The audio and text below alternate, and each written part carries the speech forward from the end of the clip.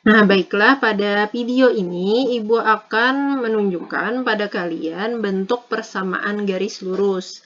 Nah, sebelumnya tadi di awal sudah Ibu katakan, Ibu sampaikan bahwa persamaan garis lurus dapat ditentukan jika diketahui salah satu dari dua hal ini, ya.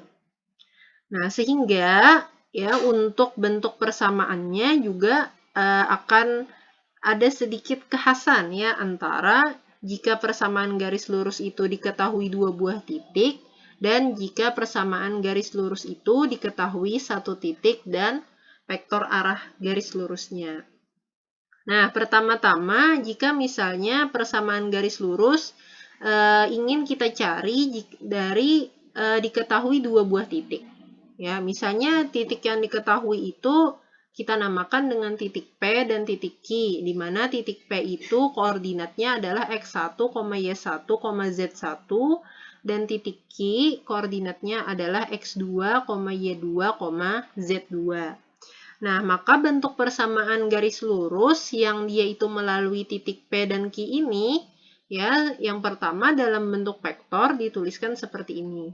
Jadi misalnya nama garisnya PQ, ya, jadi titik 2, vektor x, y, z sama dengan vektor x1, y1, z1 tambah lambda kali vektor x2 kurang x1, y2 kurang y1, z2 kurang z1, ya, di mana lambda ini adalah suatu parameter yang dia itu merupakan bilangan real. Lalu kalau bentuknya secara parameter dituliskan seperti ini, ya, dia dituliskan dalam suatu sistem. Ya, jadi tidak boleh hanya ditulis satu saja, x-nya saja misalnya, atau y-nya saja, atau z-nya saja, tidak, tapi harus dituliskan ketiga-tiganya. Jadi untuk nilai x didefinisikan seperti ini, y definisinya ini, z definisinya seperti ini.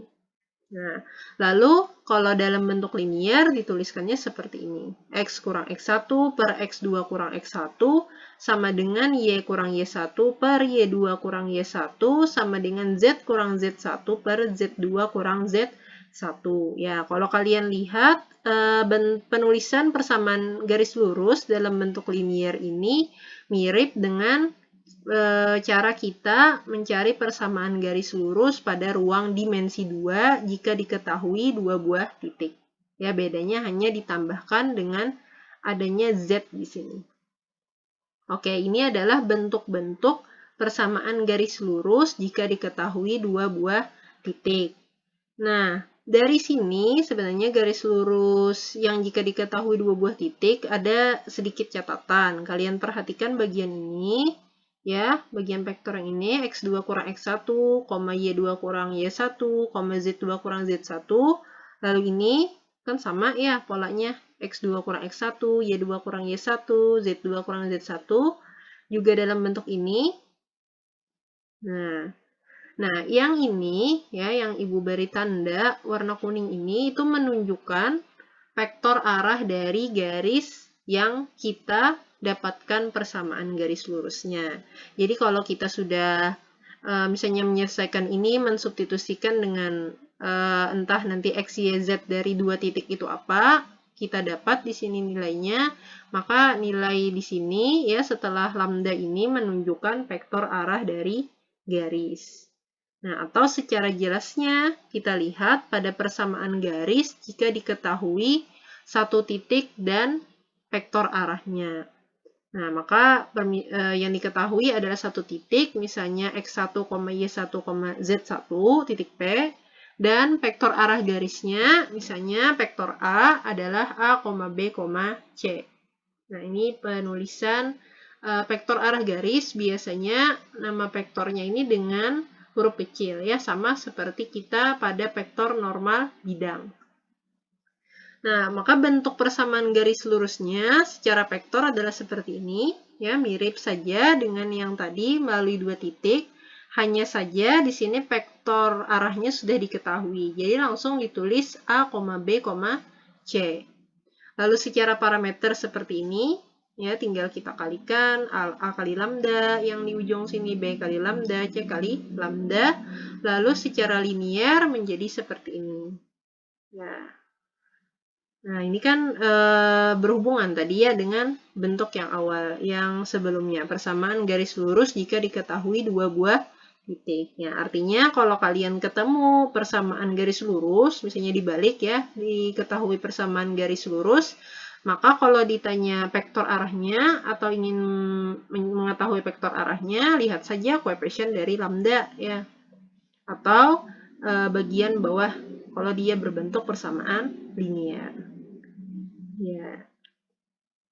Oke, selanjutnya terkait dengan persamaan garis lurus, kalian bisa melihat hal-hal khusus terkait persamaan garis lurus di buku kalian halaman 26.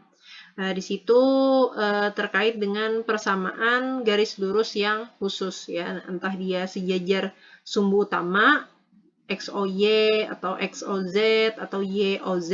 Nah, di situ ada catatannya di halaman 26. Nah, kita lanjutkan masih mengenai persamaan garis ya. Kalau tadi persamaan garis kita tuliskan dalam bentuk vektor, parameter, dan juga linear, maka persamaan garis lurus juga biasanya dituliskan dalam bentuk dua buah bidang. Kenapa? Karena kita ketahui bahwa pada materi sebelumnya ya, pada materi berkas bidang, bahwa perpotongan dari dua buah bidang itu akan menghasilkan suatu garis lurus. Ya, misalnya bidang ini ada bidang H1, lalu bidang H2, kan kemarin kita ketahui H1, H2 ini berpotongan pada suatu garis. Ya, perpotongannya membentuk suatu garis. Misalnya garisnya adalah garis G.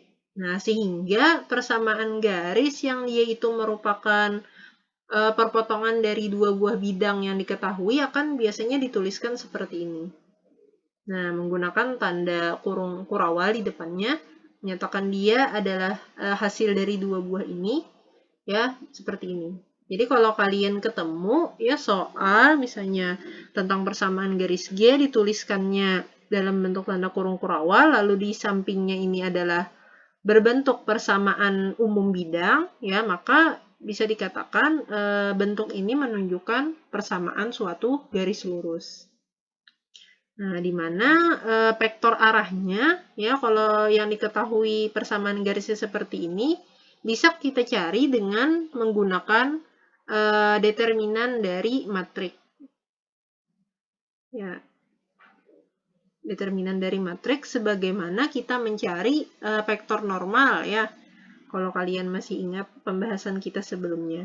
Ya, jadi determinan dari matriks 2 kali 2 di sini untuk mencari nilai A kecil, yang di sini untuk mencari B kecil, yang di sini untuk mencari C kecil. Kalau sudah dapat A, B, dan C kecil, ya kita dapatkan vektor arah dari garis yang mau kita cari vektor arahnya. Atau nanti misalnya mau mengubah bentuk persamaannya, yang awalnya dia berbentuk persamaan garis berbentuk perpotongan bidang, kita mau ubah ke bentuk vektor, parameter, atau bentuk linear.